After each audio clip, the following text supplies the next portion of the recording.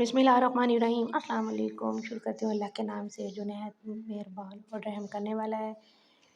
कैसे हैं आप सब? होपफुली आप सब लोग बिल्कुल ठीक ठाक होंगे। तो जनाब आप यहाँ पे बना रहे हैं दही का रायता।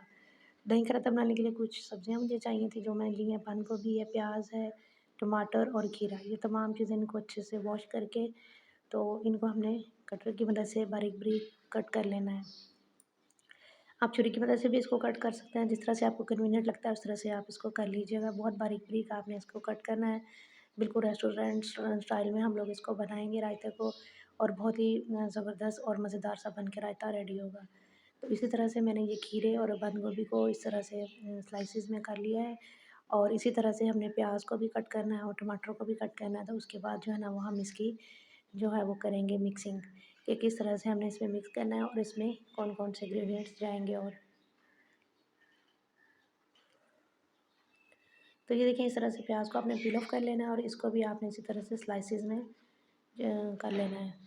अगर आपके पास ये सैलड कटर ना हो तो आप छुरी की मदद से ये तमाम कटिंग जो है ना वेजिटेबल्स की आप कर सकते हैं। अगर कोई चीज़ अवेलेबल ना हुआ करे तो आप परेशान नहीं होना, आपने बिल्कुल भी उसको आप जो है ना वो अरेंज कर लिया करें अपने ही हिसाब से। बिल्कुल छुरी से भी इसी तरह से बारीक बारीक कट हो जाएगा। तो इसको मैं रखती जाती हूँ एक प्लेट के अंदर। तो ये तमाम वेजिटेबल्स को कट करने के बाद इसके अंदर हमने दही जो है ना वो उसकी हमने इसमें जो है ना वो ज़्यादा दही नहीं ऐड करना, क्योंकि बहुत कम दही में हम इसको बना रहे हैं।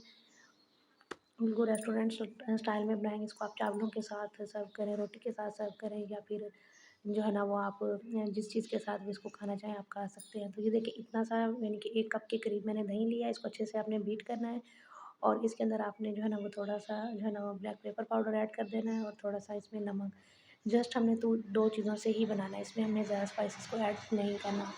इसको करेंगे हम लोग अच्छे से मिक्स, और फिर इसके अंदर हम डालेंगे अपनी जो हमने वेजिटेबल्स कट की हुई हैं उसको। दही की क्वांटिटी के हिसाब से आप लोग इसको अरेंज कर लीजिएगा।